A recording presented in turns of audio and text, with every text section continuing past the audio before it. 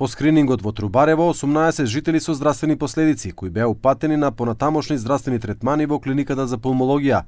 На дводневните прегледи во зоната кај мобилните тимови доброволно се пријавиле 214 жители, кои изјавиле дека имале симптоми на оттежнато дишење, вртоглавица и печење на грлото.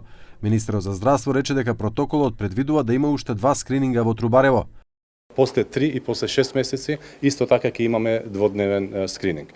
Дали е доволно? Мислам дека првиот ден и вториот ден покажа дека граѓаните што ценат дека треба да поминуваат низ тој протокол на скрининг беа таму. Ако имаме барање од населението, ние секако сме отворени да продолжиме со скрининг. Благодарам. Пожарникарите?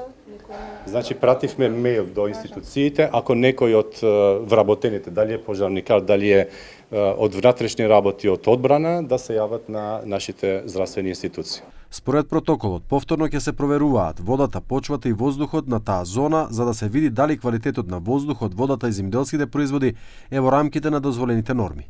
Министерот Талију рече дека наскоро ќе се направи дополнително мерење за да се уверат жителите дека можат да ги консумираат произведените земјоделски култури. После првиот дожд исто така ќе направиме мерења. Според тие мерења ќе треба да се информират и Институтот за јавно здравје информираше и ние како министерство за тие елементи. Надлежните институции други се надевам дека исто така се активни и ќе излезат со резултати, додека ние како Министерство за здравство ќе излеземе со препораки. Инаку 3 дена по пожарот што избавна, анализите на Институтот за јавно здравје не утврдија присуство на радиоактивност во воздухот и почвата, ниту тешки метали во водата. Институтот за јавно здравје информираше дека имало само зголемување на 2 параметри, бакар и цинк, што беше забележено само на едно испитувано место, површинскиот слој, каде што гореле литиумските батерии.